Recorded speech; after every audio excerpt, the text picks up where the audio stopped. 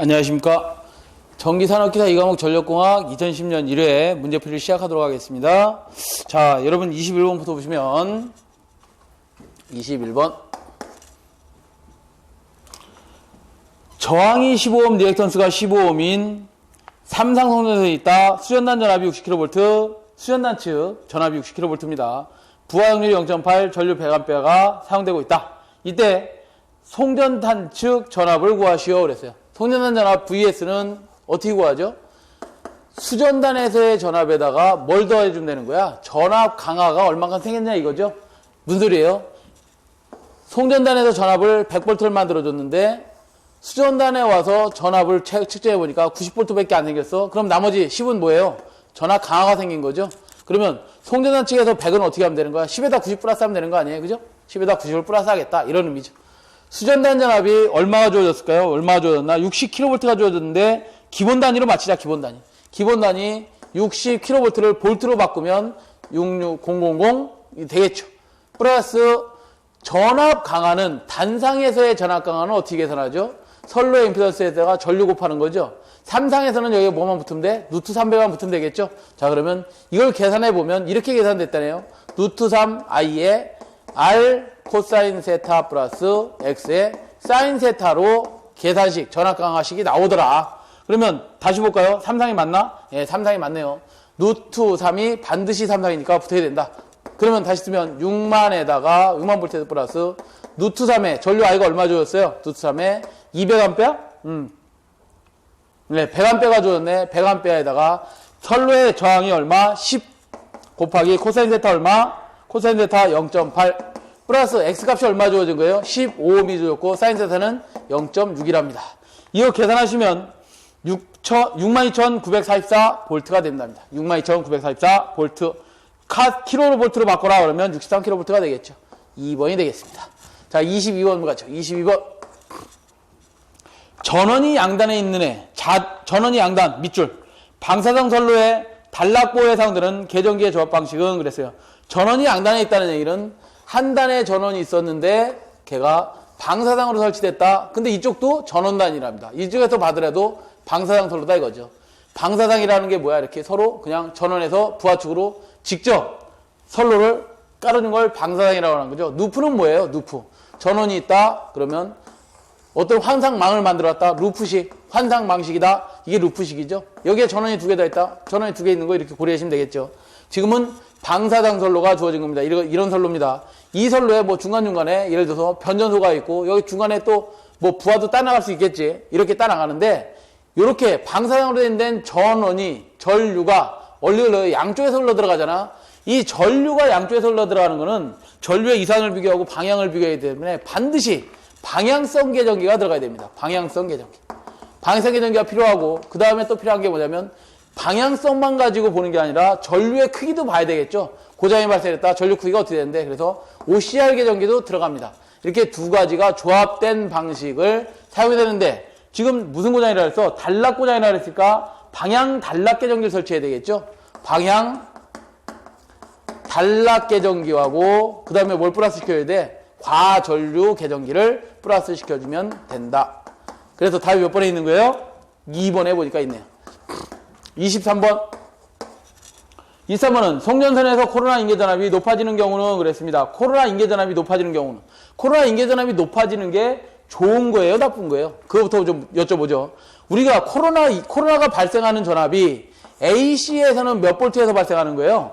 AC가 뭐야? 교류에서는 21.1kV에서 발생을 하고 얘가 발생을 하면 코로나가 발생을 하면 센티메타당 1cm당에 뭐가 절연이 파괴되는 게 코로나죠.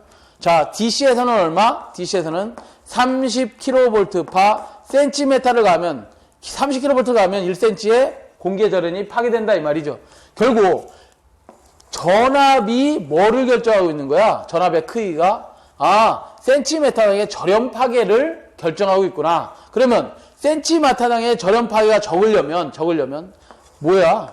전압이 대단히 커야 되겠네. 전압이 커야지만 절연 파괴가 센티메타당의 절연 파괴가 덜 되는 거잖아. 예를 들어서 얘가 30kV다. AC가 50kV다. 50kV쯤 되면 센티메타당 절연이 파괴된다며. 50kV를 가야지만 절연파열이라는 코로나 현상이 일어나는 것이구나. 그러면 코로나 인계전압, 식은 코로나 인계전압은 당연히 큰 게 좋은 거죠. 코로나 인계전압식이 어떻게 되죠? 24.3 M0 M1의 델 D 로그 10을 밑으로 하는 R분의 D죠. R분의 D에서 모든 개수들이 커야지만 인계전압이 커지는 거죠. 네, 인계전압이 큰 게 좋은 겁니다. 여기서 큰 것이 뭐냐?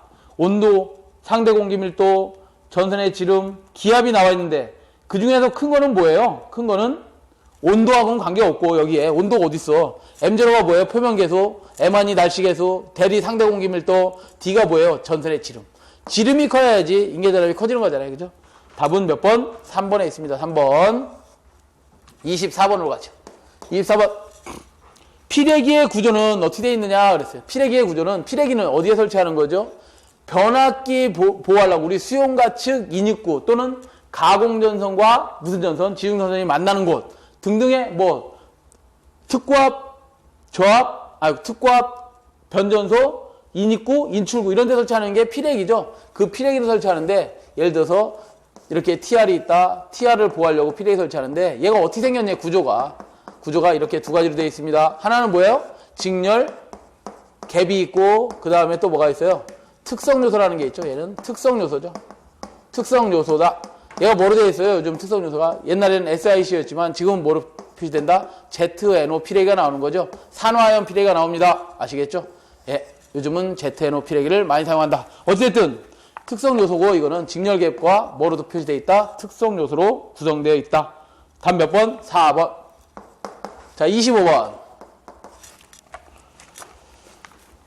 동일 굵기의 전선으로 된 삼상삼선식 2회선 송전선이 있다. 2회선 송전선이 있답니다. 삼상삼선식이 2회선이 있답니다. 그림을 간단하게 그려보면 1회선, 삼상삼선식이 2회선이 있답니다. 이렇게 2회선이 있다. A회선의 전류가 100A가 흐르고 있고 B회선의 전류는 50A가 흐른답니다. 이렇게 흐르고 있고 선로 손실은 합계가 50kW다. 두 개를 합쳤는데 선로 손실 PL이 50kW랍니다. 문제를 좀 파악을 하셔야 돼. 개폐기를 닫아서 두 회선을 병렬로 사용했답니다. 두 개를 병렬로 사용했답니다. 150A의 전류를 통하도록 하면 선로 손실은 어떻게 되겠는가 그랬어요. 선로 손실은 어떻게 되겠는가? 자, 두 회선을 설치했을 때 선로 손실은 어떻게 되겠는가 그랬어요. 자, 그러면 우리 풀이를 좀 참고하시죠. 두 번째, 세 번째, 네 번째 줄에 나와 있는 양회선을 병렬로 하면 동일 전선이 동일한 전류가 흐르므로 2회선이다 그러면 2회선에다가 지금 여기에 보시면 150A가 어떻게 흐르는 거야? 얘들 병렬로 연결했으면서 N분의 뭐 하는 거예요? 전류 I 값이 흐르는 거지. 이거의 자승에 원래 R이 뭐야? 걔가 뭐예요? 얘가 어떤 손실의 크기를 만드는 거지? 손실의 크기를 만드는데 이게 뭐예요? 사실은 N자가 없으면 I자승 R이 손실이잖아. 그거에 두 회선을 흘렸고 그걸 병렬로 다 전류를 흘렸더니 두 개 합성해서 150A 흘렸다는 거 아니야? 자, 그러면 이거를 이렇게 쓸 수 있나? 2 곱하기 2분의 전류 I가 150의 자승 곱하기 R인데 R값만 구하면 되겠네. R값을 구해야 되겠죠? R값을 구해서 넣어주면 되는데 그 R값은 어떻게 구한다? 여기서 구하라 이 말이에요. 여기서 구하는데 어디서 구해? 원래 여기에 전력 손실 I1의 자승의 R에다가 플러스 뭐가 될까? 이쪽에 B선에 흐르는 전류 I2의 자승에 R이 뭘 만들어서 합성한 전력이 50kW의 손실 생긴 거였잖아요. 그죠? 여기서 R값 빼내면 되는 거 아니야? 이걸 R1, R2라고 할까? 뭐 그냥 R이라고 하죠. 우리 책에서 뭘로 했나요? 그냥 R이라고 표시했네. 근데 이 I1 전류, 2차 측에 흐르는 전류, 1회선에 흐르는 전류가 얼마래? 100이었고 자승에 R에다가 플러스 2차 측에, 2회선 측에, 두 번째 회선 측에 흐르는 전류가 50의 자승에 R이잖아요. 그 출력이 얼마나 나왔다는 거야? 손실이 50kW가 나왔다. 여기서 R값 빼내면 되는 거 아니야? 그죠? 그럼 얘를 어떻게 하면 되나? 100의 자승 플러스 50의 자승에다가 R로 다 묶어내고 50kW라 했으니까 얘를 어떻게 할까? 킬로와트를 뭐 10에 3승 해줘야지만 와트가 나오겠지. 왜? 얘는 암페어, 얘도 암페어. 그럼 얘도 와트로 기본 단위로 바꿔줘야 되잖아. 그죠? 거기서 R 빼내면 R이 얼마라는 거예요? 100의 자승 플러스 50의 자승분의 50 곱하기 10의 3승 내는 거 아니야? 그러면 얘가 몇 오hm 나오냐? 계산을 해보면 4ohm이 나온답니다. 그 4ohm을 어디다 갖다 놓으면 되는 거야? 여기다 넣어주기만 하면 되는 거죠. 그렇죠? 그러면 뭐가 생기는 거야? 전체 손실이 나오겠죠. 손실이 그게 계산했더니 45,000W. 얘를 킬로와트로 바꾸면 45kW가 나온답니다. 아시겠죠? 그래서 이게 상당히 좀 어려운 문제 중에 하나예요. 생각을 많이 해야 되는 문제야. 자, 다시요. 먼저 이 공식을 먼저 알고 떠올리셔야 돼. 이 회선이다. 그걸 전류를 두 개를 병렬로 묶었더니 병렬로 묶으면 2분으로 나눠줘야지만 전류 I가 골고루 흐르는 거 아니야. 그죠? 거기에 흐르는 전류가 150A가 합성이 돼서 흐르고 있다. 그거의 자승에다가 손실은 R을 곱해줘야지만 손실이 생기는 거잖아. I 자승 R이니까. 그럼 R을 구해다가 넣어주면 된다. 그래서 얼마의 킬로와트의 손실이 생긴지를 구해야 된다. 그럼 R 값을 어디서 구할 거야? 기본 단위로, 준 거 가지고, 기본으로 준 거 가지고 R 값을 빼내야 된다. 시험대에서 이게 생각이 날지 참 의문입니다. 의문. 어찌됐든 26번. 증기 터빈의 팽창 도중에 증기를 추출하는 형태의 터빈은 그랬습니다. 증기 터빈이 있답니다. 증기 터빈이 뭐예요? 보일러 또는 과열기 측에서 보일러에서 증기를 만들죠. 처음에 어떻게 만들지? 물을 보일러에서 열을 가해서 증기를 만듭니다. 자, 물을 끓이면 100도씨에서 뭐가 되죠? 끓죠, 물이. 더 계속해서 보일러에서 열을 가하면 물이 뭐하지? 비등하지. 이제 뽀글 비등하면서 뭘 만들어요? 습증기를 만들고 그 습증기를 계속해서 가열하면 뭐가 되지? 습이 없어지는 건조포화 증기가 되죠. 건조포화 증기가 되고 그 증기를 과열기로 보내서 과열을 더 시켜줍니다. 그러면 그제서야 과열 증기가 나와. 이게 과열 증기입니다. 과열기에서 과열 증기를 만들어. 그 과열 증기가 어디로 가는 거예요? 터빈 쪽으로 가는 거지. 과열 증기가 어디로 간다고? 터빈으로 갑니다. 터빈으로 가면 터빈을 설치해놨는데 실제 발전소에 가면 이 터빈이 한 개가 아니야. 여러 개예요. 터빈으로 들어가서 터빈 1차 측에서 뭐를 해요? 터빈을 돌려줄 거 아니야. 그래 발전기 축이 돌아갈 거 아니에요. 터빈을 돌려주고 그 열을 다시 빼서 보일러에 보내주고 보일러에서 열을 다시 가해서 중압 터빈에 또 넣어줍니다. 중간 터빈에 넣어주고 다시 또 그 열을 또 가열해서 이번에는 또 어디 보내주냐면 여기 가열을 해서 다시 또 저압 터빈을 이렇게 보내줍니다. 이렇게 터빈 축에 보내주고 나서 여기다 발전기를 이렇게 달아놓는 거죠. 그 다음에 여기다 뭐 달아놔서 복수기를 이렇게 달아서 사용하고 있는데 이거는 뭐야? 증기를 전부 다 추출해서 제열을 가한 거죠. 열을 가해서 온도를 더 올려주는 거야. 이 온도가 580도쯤 되는데 과열증기를 더 온도를 올려줘서 일을 한번 하고 났으니까 온도가 떨어진 것을 온도를 올려주어서 일을 시키겠다 이 말이야. 근데 이것만 하다 보니까 열효율이 발전소 전체적으로 열효율이 덜 올라가. 그래서 터빈의 중간에 증기가 이렇게 들어갔잖아. 그 증기를 추기해냅니다. 이렇게 추기해냅니다. 그 추기해서 어디다 보내는 거야 이번에는? 급수가열기에다 이렇게 보냅니다. 이걸 우리는 추기터빈이라고 하는 거야. 추기터빈.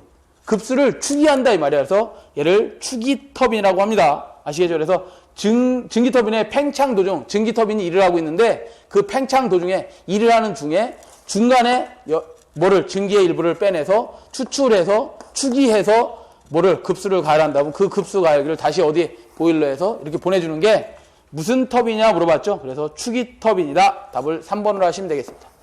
좀 어려운 문제죠? 자, 27번으로 가죠. 27번. 전력용 퓨즈를 차단기와 비교할 때 옳지 않은 거. 전력용 퓨즈는 아주 간단하게 생겼죠? 차단기는 퓨즈에 비해서 복잡하게 생겼습니다. 자, 전력용 퓨즈는 대충 그려보면 어떻게 생겼냐면 이렇게 생겼어요. 그냥 이렇게. 뭐냐면 일단 어떤 가공선로를 갖고 와서 여기다가 파워 퓨즈를 다는 아마 도면 이렇게 보신 분이 있어. PEF라 해서 다는 게 있는데 얘를 그림을 모디파이를 해서 그려보면 이렇게 되어 있습니다. 어떤 홀더가 있고 그 홀더에 퓨즈 통을 이렇게 달아놨습니다. 퓨즈 통을 달아놓고 이 안에 퓨즈가 이렇게 선이 있는 거야. 선이 있습니다. 자, 이게 만약에 어떤 큰 전류가 여기 흐른다. 너무 큰 전류가 흐른다. 무슨 전류겠어? 단락전류 같은 거. 단락전류 같은 게 흐르면 얘는 어떻게 하는 거예요? 퓨즈가 허용하는 전류의 양이 있을 거 아니야. 그 전류를 넘어가 버리면 그냥 끊어져 버립니다. 용융돼 버리지. 용단된다 이 말이에요. 용단돼 버리죠. 용단돼 버리게 만든 게 파워 퓨즈다. 그래서 단락전류라든가 이런 큰 전류를 차단하는 데 사용하는 것이고요. 그 다음에 CB라는 건 뭐냐면 CB라는 것은 여러분들 이거 보셨잖아. CB 차단기. 가정집에도 작은 게 차단기가 있죠. ELB 같은 거 말고 진짜 큰 ACB 이런 것들은 크기가 뭐 가로 세로 막 한 50cm씩 됩니다. 그런 네오 박스만한 게 달려 있단 말이야. 이 안에는 뭐가 됐어요? 뭐 스프링 장치부터 뭐 여기에 트리코일도 들어가 있어야 되고 여러 가지 다 들어가 있어서 아주 복잡합니다. 당연히 얘보다 비싸겠죠. 비싸고. 얘는 단락 전류를 차단을 목적으로 하지만 얘는 부하 전류도 어떻게 하고 통전하고 그다음에 과전류가 흐르면 차단하고 이렇습니다. 과전류에는 뭐가 있어요? 단락 전류도 있지만 과부하 전류도 있다 그러죠. 과부하 전류 같은 것들을 차단해 주는 게 10이다. 자, 보기로 좀 들어가셔서 1번에 보시면 전력용 표준은 소형 경량이다. 누구에 비해서? 12에 비해서. 12는 복잡하다 해서 소형 경량이 맞습니다. 2번 고속도 차단할 수 없다가 아니라 얘는 고속도 차단합니다. 왜냐하면 얘는 한류 특성을 가지고 있어요. 한류 특성. 한류 특성이 뭐냐면 우리 차단기라는 놈은 전격 차단 시간이 여러분들 공부하셨겠지만 3에서 8Hz로 정해져 있지만 얘 한류 특성을 가지는 파워퓨즈는 얼마에 차단하냐면 0.5Hz 차단해버립니다. 자, 시간이 3Hz에서 8Hz 차단한다고 했는데 12는 한류 특성을 갖고 있는 저 파워퓨즈는 몇 Hz 차단한다고? 0.5Hz 차단합니다. 그러니까 당연히 고속도 차단하죠. 할 수 없다가 아니라. 그래서 답은 몇 번이 되겠어요? 2번이 답이 되겠네. 자, 더 안 보겠습니다. 28번. 한류 리액터의 사용 목적은 그랬는데 한류 리액터. 어떤 리액터들을 좀 공부해보죠. 한류 리액터 물어봤으니까 한류 리액터는 용도가 뭐냐? 예. 용도는 한류 리액터는 단락 용량, 단락 전류, 단락 용량 제한하는 겁니다. 제한. 단락 전류를 뭐 한다고요? 제한하는 거고요. 그 다음에 리액터가 또 뭐가 있나요? 직렬 리액터라는 거 배우셨죠? 직렬 리액터. 직렬 리액터는 뭐예요? 콘덴서 1차 측에 달아서 직렬로 리액터를 달아서 뭐 하는 거야? 오고조파 제거하는 용으로 사용하고 있죠. 우리 그 다음에 콘덴서로 가죠. 콘덴서. 불로 리액터도 있네. 참. 직렬 리액터도 있지만 불로 리액터가 있죠. 불로 리액터. 불로 리액터는 뭐 하는 거예요? 불로 리액터. SHR. 얘 뭐 하는 거야? 지상 무효 전력을 만들어서 얻다가 선로에 공급해서 뭐 하는 거야? 페란티 현상 방지하는 거지. 페란티 현상 방지. 페란티 현상이 뭐예요? 송전단 전압보다 수전단 전압이 높아지는 현상을 페란티 현상이라고 하죠. 왜 높아진 거야? 대지와의 정전 용량 C 때문에. 그 C를 뭐 하려고? 서로 상쇄시키려고 블로 리액터를 달아서 진상분을 지상성분으로 만들어버리는 거죠. 이게 블로 리액터입니다. 그 다음에 콘덴서로 가죠. 콘덴서로 가시면 병렬 콘덴서가 있어요. 병렬. 병렬 콘덴서는 뭐 하는 거예요? 병렬 콘덴서. 역류를 계산하는 거죠. 역률 개선. 선로에, 장거리 송전 선로에 다는 콘덴서가 있습니다. 직렬 콘덴서. 직렬 콘덴서는 뭐 하는 거예요? 직렬 콘덴서는 전압 강화를 XL, 유도성 리액턴스를 보상해서 직렬 콘덴서는 진상 콘덴서, 진상용 뭐로 만들어주는 거야? 용량성 리액턴스로 유도성 리액턴스를 보상해주는 거죠. 그래서 전압 강화를 보상하는 겁니다. 보상해주는 역할을 한다. 그래서 이 정도는 여러분들이 정리해놨다가 시험에 나오면 쓸 줄 아셔야 되겠다. 그래서 한류 리액터의 사용 목적을 물어봤으니까 단락 전류 제한이 되겠고요. 29번으로 갑니다. 29번.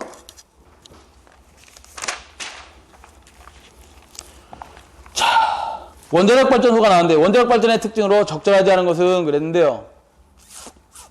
1번부터 좀 같이 좀 보시죠. 원자력 발전. 처음에는 과액량의 해결료를 넣고 그 후에는 조금씩 보급하면 되므로 연료의 수송기지와 저장시설이 크게 필요하지 않다.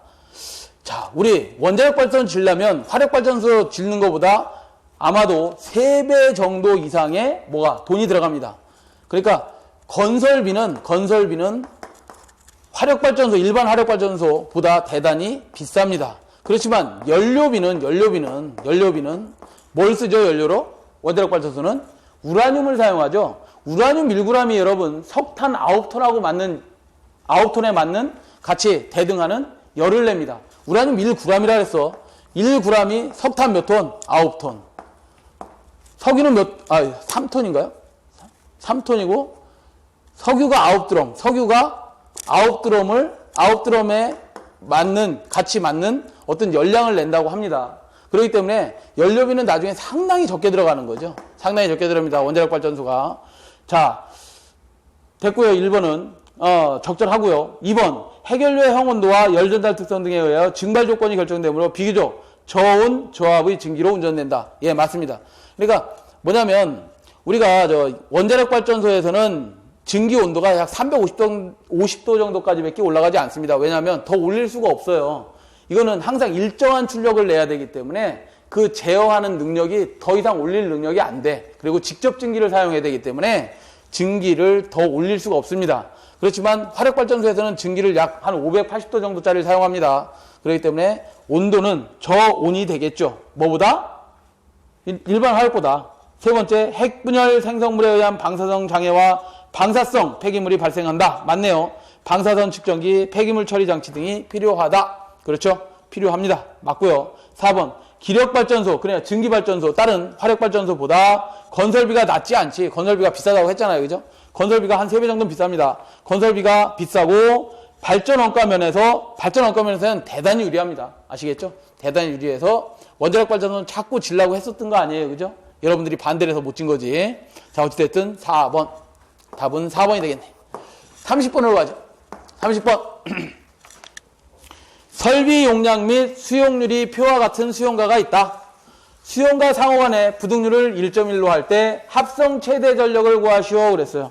자, 이렇게 있답니다. 변압기가 한 대 있는데 그 변압기에 수용가가 3개가 붙어 있나 보네요. 어떻게 붙어 있냐면 설비 용량이 160kW짜리 하나, 그 다음에 150짜리 하나, 100짜리가 하나 이렇게 있고요. 이거가 반은 여름부하 반은 계절부하인지 하여튼 수용률이 얼마라 그랬어요? 50%랍니다. 0.5고요. 비수용가의 설비용량의 수용률은 0.6이라 그랬고요. 그 다음에 C수용가는 0.5의 수용률을 갖고 있답니다. 반만 운전한다 이거지. 지금 현재 이 시간에 60%만 운전한다, 50%만 운전한다 이런 말입니다. 설비용량 중에서. 자, 이렇게 되어 있을 때 부등률, 수용가 상호간의 부등률을 1.1로 한답니다. 왜 1.1로 하는 거예요? 변압기 용량을 이것보다 작게 하려고. 그래야 경제성이 있는 거잖아. 얘하고 얘는 사용하는 동시간대가 틀릴 거니까, 분명히.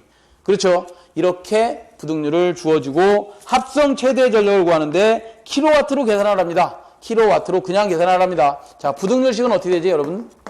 부등률은 합성 최대 전력 분의 뭐가 되겠어요? 각 수요 최대 전력, 각 수용가의 최대 전력이 걸릴 시간이 있을 거 아니야? 그것의 합이랍니다. 합. 여기서 뭐라 했어? 합성 최대 전력 구하라 했으니까 자리만 바꾸면 되겠죠? 뭐하고? 부등률하고. 그러면 합성 최대 전력을 구하는데 얘는 단위가 뭐겠어? 킬로와트를 구하라는 거지. 왜? 합성한 최대 전력 킬로와트 구할 수 없으니까 당연히 킬로와트 출력이 나오겠지.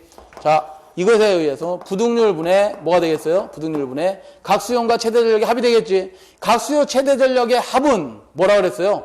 수용률에다가 설비 용량을 곱해줘야지만 뭐가 나오는 거야? 각 수용가의 최대 전력이 나오는 거죠. 이것들을 어떻게 하라는 거? A 수용가, B 수용가, C 수용가를 이렇게 플러스 시켜주라는 거 아니에요. 그죠? 이게 합성 최대 전력이잖아. 얘들도 당연히 킬로와트겠죠. 이걸 다 했으면 합성 최대 전력 킬로와트는 부등률 1.1분의 각 수용가의 설비 용량. 각 수용가 설비 용량이 얼마야? 160에다가 수용률 얼마? 0.5 플러스 어떻게 하라는 거예요? 하나의 비수용가는 150kW 설비 용량에 수용률이 0.6 플러스 C수용가는 설비 용량이 얼마? 100인데 수용률은 0.5 있다. 얘 당연히 킬로와트입니다. 그러면 나누면 얼마 나오겠지. 몇 킬로와트가 나올 겁니다.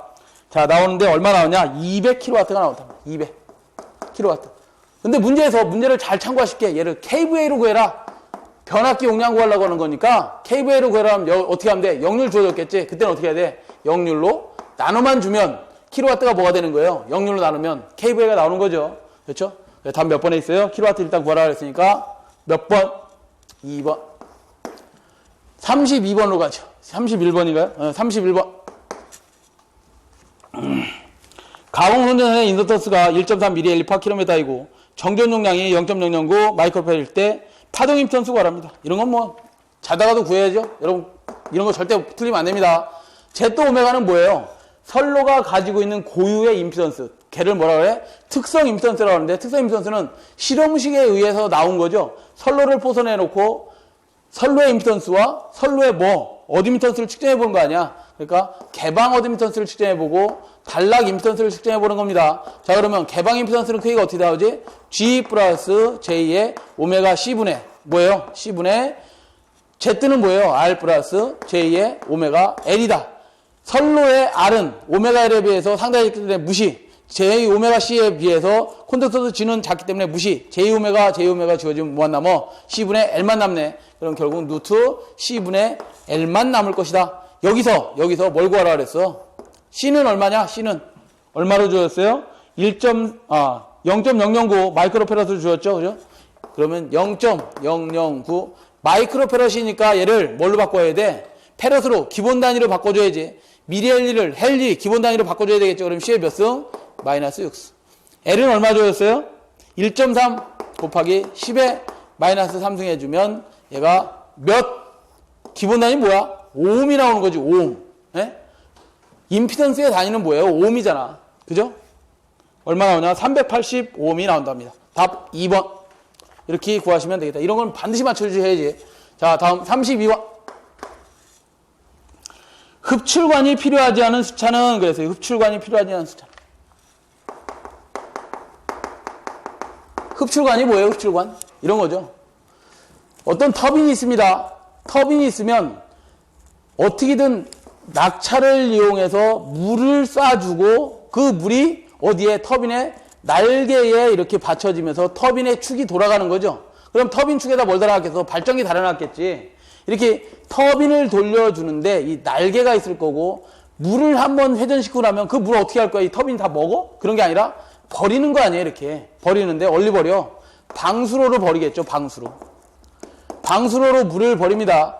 방수로로 물을 버리는데 이 터빈 2차 측에 이걸 관을 세워서 할 거냐 아니면 관 없이 그냥 할 거냐인데 낙차가 큰 발전소면 뭐가 필요 없어요? 흡출관이 필요 없습니다. 그럼 흡출관이 뭐 하는 건데? 낙차가 크기 때문에 낙차가 큰 발전소에서는 터빈 속도가 대단히 빠르겠죠. 그렇지. 낙차가 크니까 위에서 높은 데서 떨어뜨리면 터빈 속도가 잘 나오고 그만큼 터빈이 잘 돌아가고 그러니까 터빈을 키울 필요가 없단 말이에요.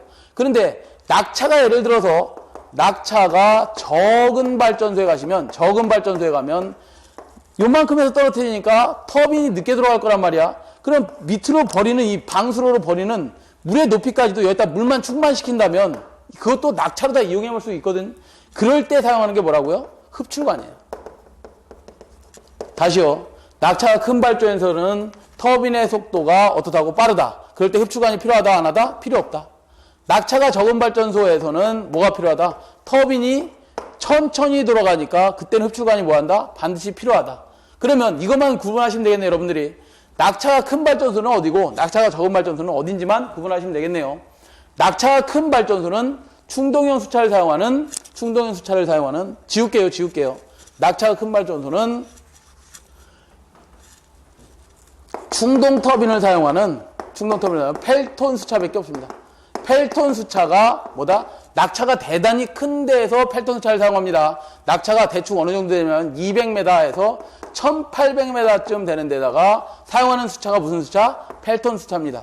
나머지는 반동 수차라고 해서 뭐가 필요 없는 흡출관이 반드시 필요하고 낙차가 적은 터빈 발전소에서는 요거 반동 수차를 사용합니다. 거기에는 뭐가 있냐면 프란시스 수차가 있고요. 그 다음에 사류 수차가 있고 그 다음에 카플란 수차가 있고 튜블러 수차가 있습니다. 튜블러 수차가 있는데 튜블러 수차는 낙차가 3에서 20m 되는 데다가 사용하는 거고요. 낙차가 적죠. 유효낙차가. 그 다음에 카플란 수차는 3에서 90m쯤 되는 데 사용하고 사류차는 40에서 약 200m쯤 되는 데 사용하는 것이고 프란스차는 50에서 530m쯤 되는 데다가 사용하는 수차입니다. 그러니까 이런 수차에서는 뭐가 필요하다는 거야? 흡출관이 반드시 필요하고 여기서는 흡출관이 뭐한다? 필요 없다 이 말이야. 그래서 흡출관 필요 없는 수차는 어떤 거냐 물어봤으니까 펠톤 수차가 되겠죠. 4번. 표가 좀 빠져있고 유낙차가 좀 범위가 빠져있는데 하나 그려놓으십시오. 33번으로 가겠습니다. 33번.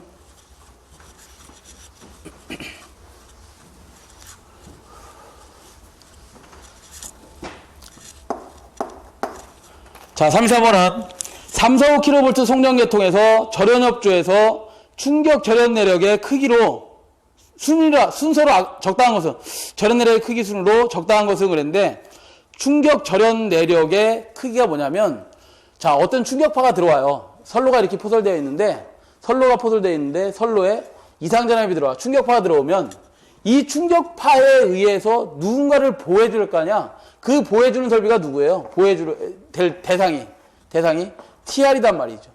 왜? 선로에 달려있는 설비 중에서 가장 비싼 게 TR 아니에요? TR을 보호하려고 이상전압이 들어오는 곳곳에 뭘 달아줘? 피레기를 설치하지. 피레기를 설치합니다. 이렇게 피레기를 설치한다. 그러면 피레기라는 놈은 어떻게 동작하느냐? 피레기라는 놈은 이렇게 동작합니다. 이상전압이 들어온다. 그러면 이상전압이 들어왔을 때 직렬갭에서 아크를 일으켜서 대지로 이상전압을 방전시켜 주는 겁니다. 방전시켜 주는데 다 방전하는 게 아니라 일정 충격성 전압에 대해서는 방전을 합니다. 방전하고 나면 얘가 임피던스 값이 다시 올라가면서 아크를 확 끊어버려요. 끊어고 나면 얘 뭐예요? 피레기 제한 전압으로 딱 끊어버립니다.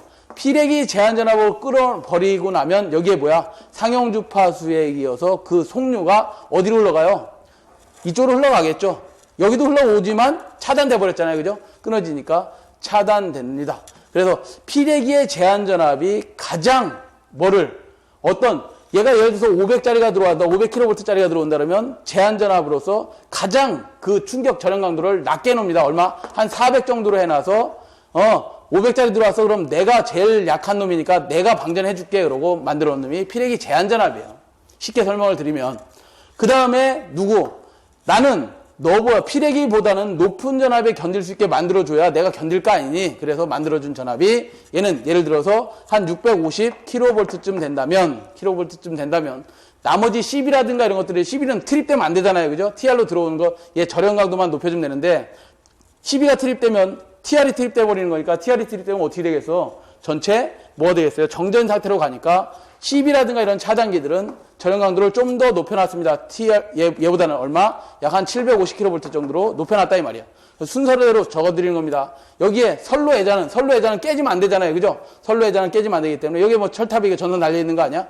여기 애자가 달려있을 건데 이 애자의 절연 강도는 약 860kV 정도로 맞춰놨습니다. 어디서? 154kV에서. 이렇게 순서대로 맞춰놨습니다. 그래서 순서대로 따진다면 피레기의 제한 전압이 가장 충격 절연 강도를 낮게 해놨고요. 그 다음에 TR, 그 다음에 뭐예요? 저기 있는 10이라든가 이런 차단기, 그 다음에 또 뭐야? 선로 애자 순으로 이렇게 절연 강도를 맞춰놨습니다. 그래서 가장 이상전압이 들어오면 빨리 동작해야 되는 게 누구라고? 피레기. 그 다음에 TR로 나머지가 제한하고 나면, 나머지 꼭 제한시키고 나면 나머지 이상전압은 나한테 들어와라. 내가 충분히 커버할게. 그런 거고요. 그 다음에 12, 그 다음에 선로 애자 순으로 되어 있습니다. 답은 몇 번에 있어요? 1번에 있네, 1번. 34번. 전력 원선도의 가로축과 세로축이 나타내는 것은 그랬는데, 전력 원선도가 뭐라는 거라 했어요? 원선도다 그러면, 전력 원선도는 이런 거래요. 공급자 측이 있고 수용가 측이 있다면, 이거 누가 그리는 거야? 수용가 측에서는 저 전력 원선도가 전혀 필요가 없습니다. 그러면 전력 원선도는 누가 필요한 거냐? 공급자 측에서 봤을 때 수용가가 원하는 건 뭐냐 이거지. 수용가가 원하는 건 이걸 거란 말이야. 분명히 나는 정전압 받고 싶어. 정해진 전압 220V면 220V, 380V면 380V. 정전력을 수전하고 싶어. 아니 정해진 전력을 딱딱 수전해야지. 다른 거 다 필요 없어. 공급자가 딱 보니까 그러면 내가 여기서 송전 전력을 얼마를 만들어주고, 송전 전압은 어떻게 해야 되고, 그 다음에 뭐 어떤 무효 전력 QS 같은 건 어떻게 만들어줘야지만 수용가가 원하는 것을 딱 받겠구나. 왜? 선로는 이렇게 포선해 놨을 거니까 그 선로의 임피던스라든가 특성은 수용가가 하는 게 아니라 내가 하는 거 아니에요. 그죠? 공급자 측에서 알기 때문에 여기에 임피던스 값은 어떻고, 그 다음에 여기에 뭐 어드미턴스 값은 어떻고, 대지하고 충전되는 값은 어떻고, 이런 것들은 내가 알기 때문에 그러면 내가 한번 원선들을 그려서, 어떤 전력 원선들을 그려서 수용가가 원하는 게 내가 이대로 공급해주면 받을 수 있는지를 한번 알아보자 하는 게 전력 원선도예요. 그래서 전력 원선도를 그릴 땐 뭐 어떻게 그리지? 이렇게 그리죠. 가로축을 뭐로 하고 유효전력으로 하고, 유효전력 P로 하고 세로 축을 무효전력, Q로 해서 송전단 전력 원선도, 수전단 전력 원선도 그립니다. 반지름이 로우인 뭐를 그리고 원을 그리고 송전단 측 원선도, 수전단 측 전력 원선도도 반지름이 로우인 뭐를 그리고 원을 그려서 여기 이만큼 최대로 송전할 수 있는 전력 PS를 알고 최대로 수전할 수 있는 전력 PR이 얼마인지, 그 다음에 무효전력은 이때의 무효전력은 얼마인지, QS는 얼마인지, 수전단 측의 무효전력은 얼마로 지가 콘넷을 다뤄줘야지만 원하는 전력을 얻을 수 있는지 등등을 알아보는 게 뭐예요? 전력 원선도다 이거죠. 이거에서 가로축은 뭐고 유효전력, 세로축은 뭐고 무효전력을 나타냈다 이 말이죠. 다음 몇 번에 있어요? 2번에 있네. 2번 35번으로 가죠. 35번은 시간을 많이 좀 요하는 문제 중에 하나지만 어렵진 않습니다. 어렵진 않은데 시간을 좀 많이 요하는 문제입니다. 그림과 같은 조합 배전선이 있다. 여러분이 한번 읽어보십시오. 저는 그동안 그림을 잠깐 그리겠습니다. 한번 천천히 좀 읽어보십시오. 자, 이 뭐야? F점? F점이 됐답니다. F점. 그 점에 전압을 105V를 인가했답니다. A점이 있고 B점이 있고 C점이 있는데 요 선로의 저항이 0.1 오hm, 0.1오hm, 0.2오hm. 이 부하를 설치하네요. 부하를 이렇게 설치를 하고 5A 소비하는 부하, 15A 소비하는 부하, 10A 소비하는 부하가 있습니다. 뭘 구하라는 거야? 문제를 쭉 읽어보시면 이렇게 저항이 0.1, 0.1, 0.2, A, B, C점에 역률은 100, 부하가 5A, 15A, 10A 걸려있다. 지금 급전전 F점에서 전압을 105V 인가하면 C점의 전압은 물어봤네. C점의 전압을 물어봤어요. 여기가 A점, B점이고 C점의 전압을 물어봤어. 그러면 VC점의 전압은 얘가 어떻게 해? 수용가 측 전압이지 이게. VR값 아니야. 그죠? 내가 수용가야? 최종 수용가야? 그러면 최종 수용가의 전압은 어떻게 구하는 거예요? 어떻게 구해? 송전단 전압에다가 뭐 빼주면 돼? 전압가가 얼만큼 생겼냐 빼주면 내가 받을 수 있는 전압이 나타나는 거 아니야? 그럼 나로 봐서 송전단은 어디예요? VB점이 되겠지. VB점의 전압에서 뭘 빼주면 돼? 여기서 생긴 전압강을 빼주면 되는 거 아니야? 전압강을 빼주려면 전압강은 어떻게 돼요? 식이 I에 R 코사인 세타 플러스 X의 사인 세타인데 다 안 주어지고 X도 무시하고 사인 세타도 무시하고 역률도 1이랍니다. 그럼 어떻게 하면 돼? IR만 남는 거 아니야? 그러면 IR이 뭐예요? 결국 얘가 전압강을 만든 놈이구나. 어느 섬에서? 여기서 전압강. VB점의 전압을 구해서 얘 전압강을 빼주면 VC점의 전압 나오는 거죠. 고로 첫 번째 뭐부터 구했냐? 그럼 거꾸로 이렇게 빼가야 되겠네. 맞아요? 당연하지. 자, 그러면 먼저 A점의 전압을 구해야 되네. VA점의 전압은 어떻게 구해? 105V 송전단 전압에서 뭘 빼주라는 거야? 전압강을 빼주라 했으니까 I에 뭐? R. 자, 그러면 105V 마이너스 여기에 흐르는 전류는 어떤 전류가 흘러요?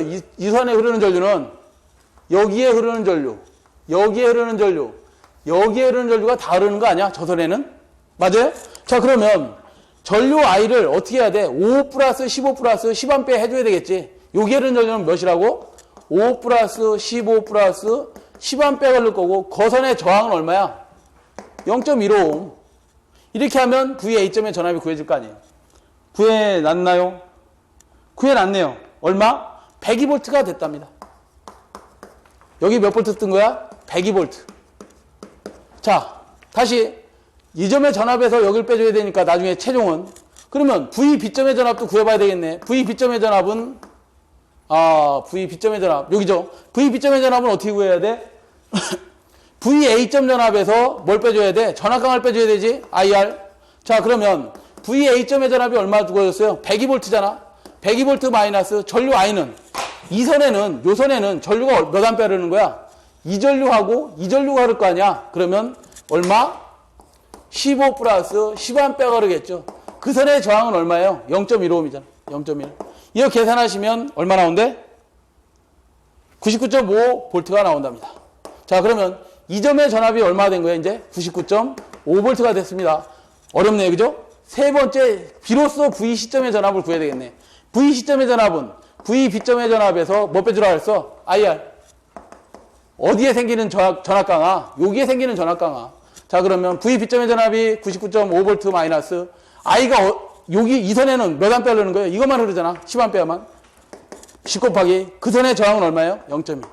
자, 그러면 얘 얼마야? 5V 빼주면 되나? 그럼 94.5인가요? 네. 97.5? 97.5V가 생긴답니다. 답 몇 번에 있어요? 3번. 시간이 오래 걸리는 거지. 방법만 알면 어려운 문제는 아니었죠. 네. 다음 36번으로 가죠. 자, 36번은 송전선로의 매설지선의 설치 목적은 무엇이냐? 이랬어요. 36번. 매설지선이 뭐예요? 철탑을 설치해 놓고 송전선에 가공지선을 깔고 그 다음에 송전선을 이렇게 가선해 놓고 잘 사용하고 있었습니다. 잘 사용하고 있는데 이상전압이 떨어졌어요. 이상전압이 가공지선에 치면 그 이상전압이 대지로 다 방전을 하겠죠. 이렇게 방전할 텐데 여기에 저항값이 예를 들어서 크다면 얘가 방전하지 못하고 어디 가는 거야? 다시 GPR, 그라운드, 포텐셜, 라이즈 뭐야? 결국 역섬락을 일으킨다 이 말이야. GPR 뭐야? 대지극 전위 상승에 의해서 전위가 상승되면서 역섬락을 일으킵니다. 그러면 이 역섬락을 일으키지 않으려면 이상전압을 잘 대지로 빼주면 될 거 아니야? 그럼 잘 빼주려면 어떻게 해야 돼? 저항값을 0으로 가야 되겠죠. 저항값을 낮춰주면 되잖아. 저항값을 낮춰주는 방법이 뭐야? 여기다 접지극 아무리 때려박으면 뭐해? 접지를 잘 나오게 하기 위해서 매설지선을 설치하면 되지. 매설지선.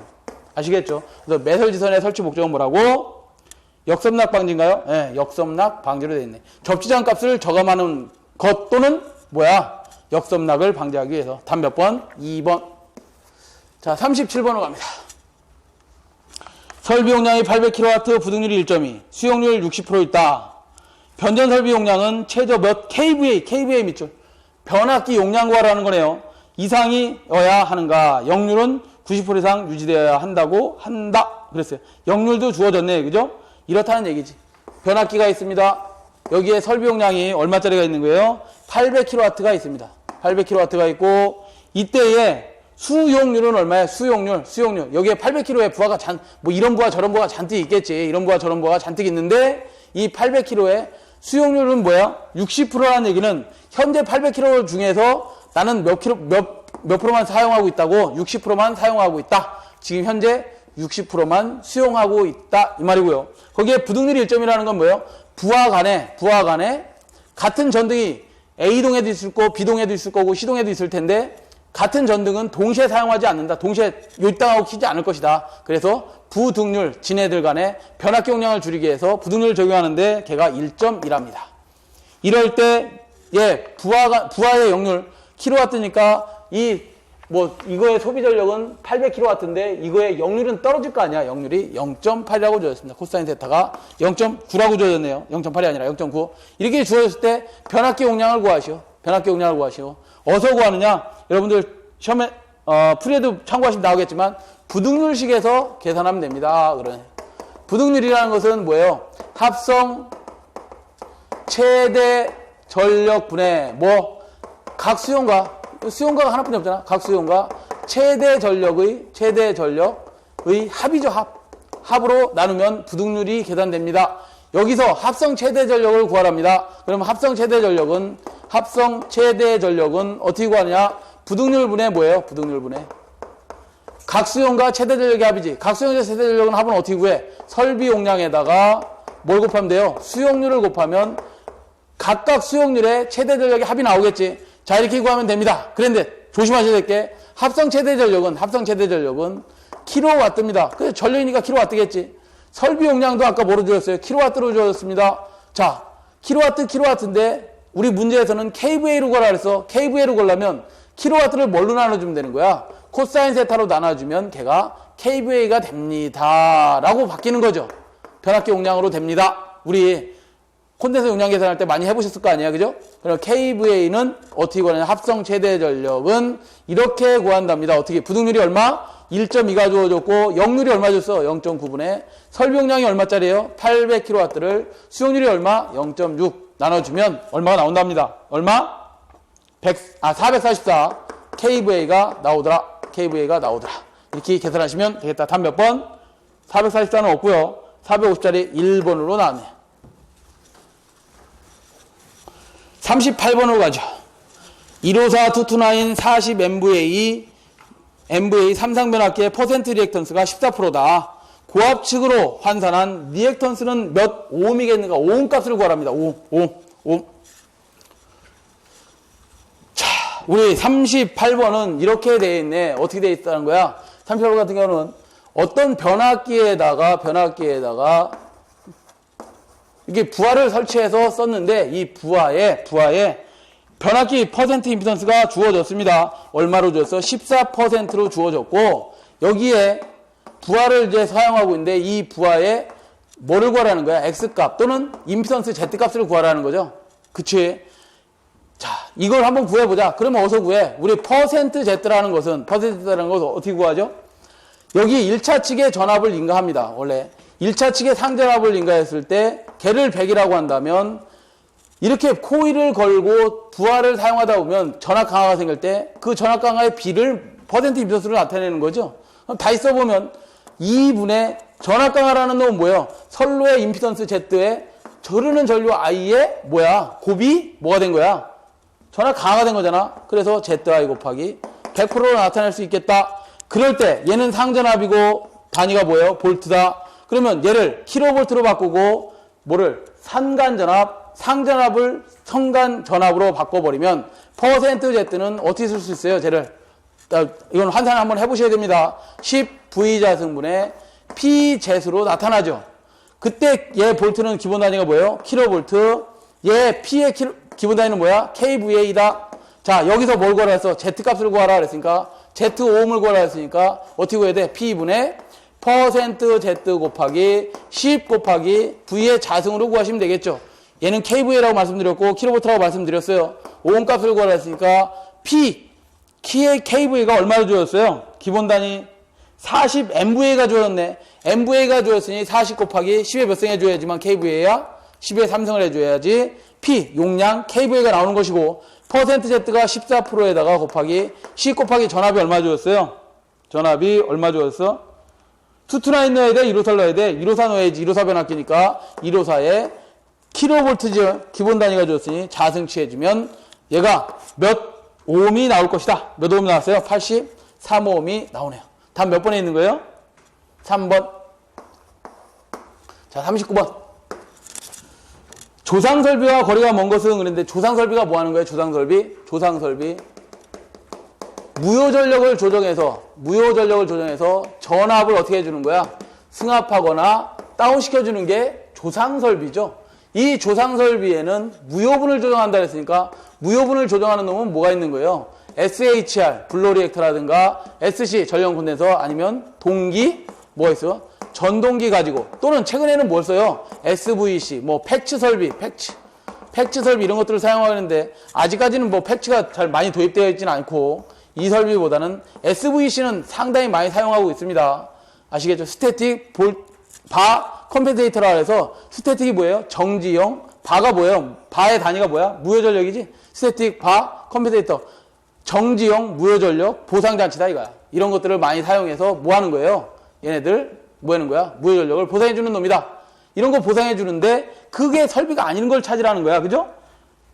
1번에 보시면 블로리액터, 2번 상승 표시기, 3번 전용군대에서 동일수상기. 2번은 뭐야? 상승 표시기는 R상, S상, T상 표시하는 거죠. R상이니, S상이니, T상이니 상승 표시기. 그래서 답은 2번이 될 것 같고요. 자, 40번 마지막 문제. 공기 차단기에 비해 SF6 가스의 특징으로 볼 수 없는 것은 SF6 가스. 공기보다는 어떤데? 공기 차단기보다는 어떤데? 비교하라는 거죠. 풀이를 먼저 보십니다. 풀이를 보시면 SF6 차단기의 특징은 첫 번째 밀폐 구조이므로 소음이 없다. 자, SF6 가스는 가스기 때문에 날아가니까 당연히 어떻게 해야 돼? 어떤 통 안에 이렇게 밀폐를 해놓고 여기에 R상, S상, T상의 모선을 이렇게 설치합니다. R상, S상, T상을 설치해놓고 이 안에 채워놨던 거야? SF6 가스를 채워놨습니다. 그렇게 해서 이 안에 피레기도 들어가고 요즘은 변압기가이도 그냥 SF6를 채우는 변압기도 나옵니다. 자, 이렇게 채워놨을 때 소음이 별로 없겠죠. 두 번째, 절연 내력이 공기의 2배, 3배 또는 어떤 책에 보시면 3배에서 4배까지도 공기의 절연 내력이 크더라. 절연 내력이 뭐예요? 이 만약에 R상, S상, T상을 가공에다 이렇게 띄워놨다면 1호사를 예를 든다면 얘가 몇 미리 띄어야 돼? 1400ml를 띄워놔야 됩니다. 1.4m 띄워놔야 된다는 얘기죠. 1.4m 띄워놔야 되는데 이걸 SF6 가스를 채운 통 안에 집어넣으면 30cm만 떨어뜨려도 충분히 뭐 할 수 있다고? 절연 내력이 유지되더라. 자, 그 다음 소 능력이 공기의 100배에서 200배다. 소가 뭐예요? 아크를 소화하는 능력이 공기 중에 있을 때보다 100배나 200배 정도 크더라. 세 번째, 어떤 제기전압에 대해서도 제기전압도 잘 끊어버리더라. 그러니까 높은 펄스, 임펄스 전압도 끊을 수 있더라. 뭐 이런 거고요. 여섯 번째, 얘는 무독, 무치, 무해하답니다. 자, 풀이를 보시고 보기를 다시 보시면 3번의 답이 있죠. 소전류 차단 시장전압이 높은 게 아니라 낮죠. 그래서 답은 3번이 되겠습니다. 3번. 자, 풀이를 좀 참고하셔야 될 것 같고요. 예, 좋습니다. 여기까지 해서 2010년 1회 문제풀이를 모두 마치도록 하겠습니다. 전기산업기사 2과목 전력공학 문제풀이를 마치겠습니다. 수고하셨습니다.